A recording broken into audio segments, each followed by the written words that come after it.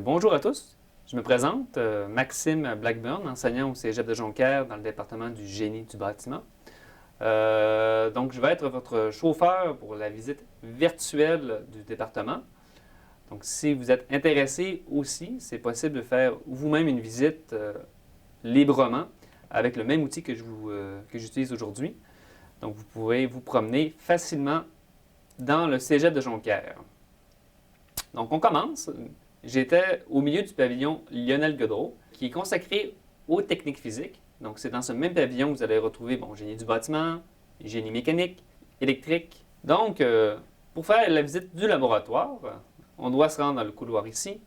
Donc, on peut voir, on repère facilement le département. Donc, si vous avez la chance de venir visiter les lieux vous-même, on peut repérer notre laboratoire comme ceci. En fait, c'est notre premier laboratoire parce que vous allez voir qu'il y en a plusieurs. Donc, nous voici dans le premier laboratoire de notre département. Donc, les lieux sont équipés de matériel qui sont consacrés aux 8 domaines du génie du bâtiment.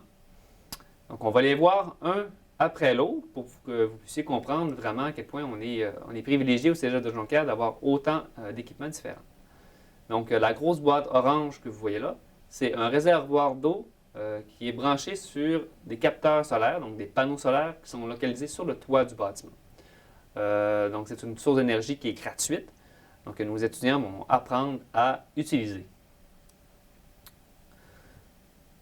Donc, vous avez ici, juste à côté, ce qu'on va appeler du chauffage radiant. Donc, du chauffage qui n'est pas comme une plainte électrique de vos maisons, mais vraiment qui est dans le mur. Donc, on va avoir un conduit qui va être caché à l'intérieur du plancher, qui est pour des raisons pédagogiques vitré ici. Et aussi, il peut être au plafond, donc vous avez des petits conduits de couleur rouge qui peuvent contenir un liquide qu'on va avoir préalablement chauffé. Dans ce cas-ci, c'est même chauffé par le chauffage solaire que je viens de vous montrer. Donc, ça nous permet de nous chauffer à très, très peu de frais.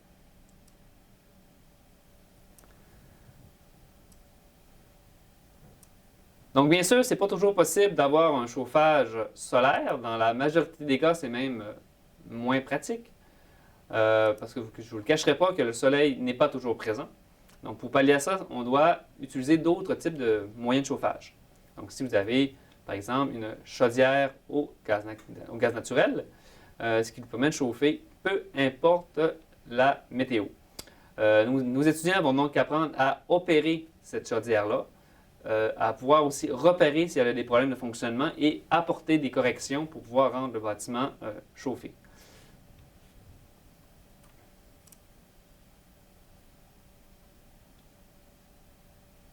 Donc, on poursuit notre visite.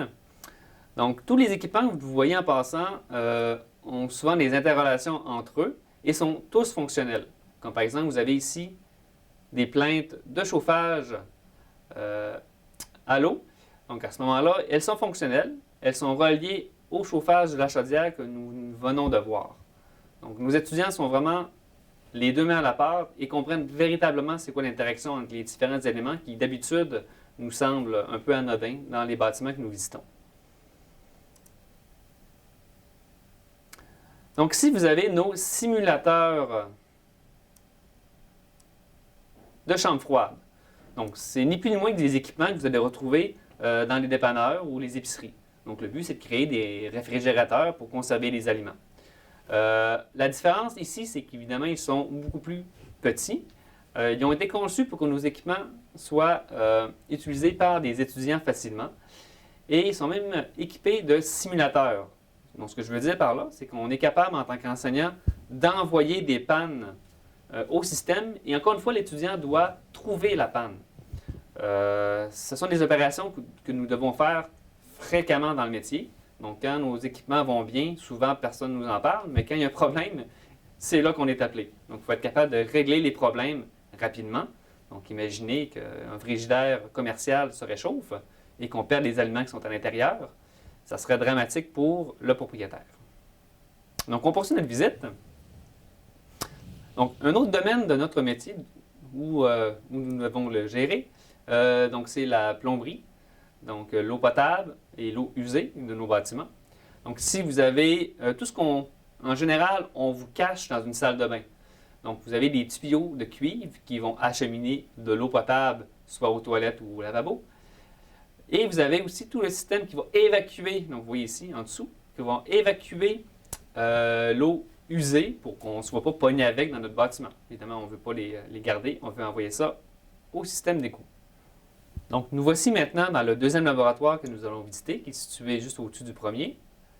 Donc, vous avez une première salle de classe laboratoire qui va nous permettre de donner nos cours en électricité et en contrôle. Et quand je parle de contrôle, c'est très important de comprendre que nos équipements doivent être contrôlés à distance et de façon automatique. Donc, on ne veut pas chaque jour, par exemple, modifier la température d'un thermostat. Donc, tout ça est maintenant programmé par ordinateur et nos étudiants, c'est leur travail de le faire.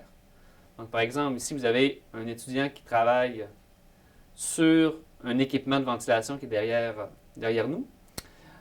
Donc, il est sur son ordinateur, il programme le fonctionnement de toute l'unité de ventilation pour qu'il soit le plus éco-énergétique possible et qui corresponde aux besoins que les occupants peuvent avoir. Donc, il y a des températures adéquates, une humidité adéquate, etc., etc. Donc, ici, vous avez une série d'équipements qui sont très similaires. Ce sont tous des équipements de ventilation. Donc, à chaque fois que vous voyez un panneau, c'est un équipement différent. Donc, nos étudiants, seuls ou en équipe, ont la charge de faire la programmation et la gestion de ces équipements. Donc, ce n'est pas seulement théorique, c'est pratique. Et encore une fois, tous ces équipements-là sont fonctionnels. Donc, nos étudiants, quand ils appuient sur un bouton, l'équipement décolle. Si ça ne décolle pas, c'est le problème de l'étudiant. Donc, poursuivons la visite de notre département par ce qu'on appelle, nous, la salle de conception. Donc, quand on parle de conception, c'est vraiment l'endroit où nos étudiants vont apprendre à dessiner, concevoir les bâtiments sur papier dans le but éventuellement d'en faire la construction. Donc, on a un laboratoire flambant neuf qui a été aménagé l'an passé avec les toutes dernières technologies informatiques et même de confort dans notre local. Donc, le plafond est complètement ouvert, ce qui nous permet de pouvoir, pendant nos cours, étudier avec les apprenants les différents systèmes qui sont au-dessus de leur tête et qui ont la responsabilité de concevoir ou d'entretenir. Pour ce qui est de la conception par ordinateur, donc bien sûr, maintenant, les plans ne se dessinent plus à la main avec un crayon et du papier, mais bien dessinés directement sur des systèmes informatiques. Donc, plusieurs logiciels existent. Nous apprenons ici la manipulation d'AutoCAD, qui est un logiciel en 2 dimensions, et de Revit, qui est un logiciel en 3 dimensions. Logiciel qui est vraiment l'avenir dans le milieu de la construction. Dans quelques années, tous les projets vont probablement être conçus grâce à un logiciel en 3 dimensions.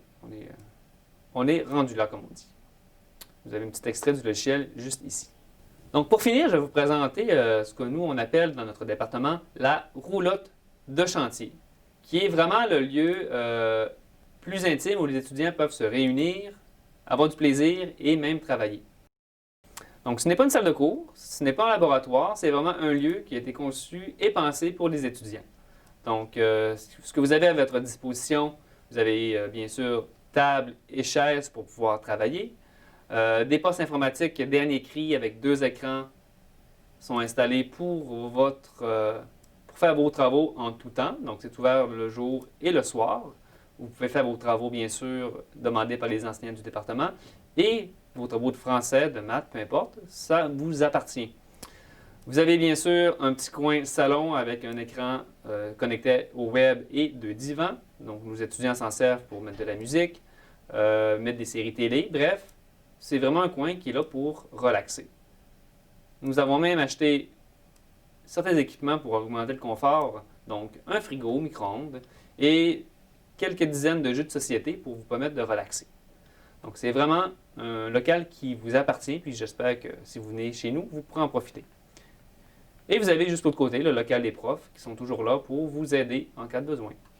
Donc, merci. Et si vous avez des questions à propos de la visite, sachez que vous pouvez communiquer avec le département des communications du Cégep de Jonquière. Et la visite virtuelle est également disponible pour vous sur le site web du Cégep si vous désirez la faire vous-même. Sur ce, passez une très bonne journée.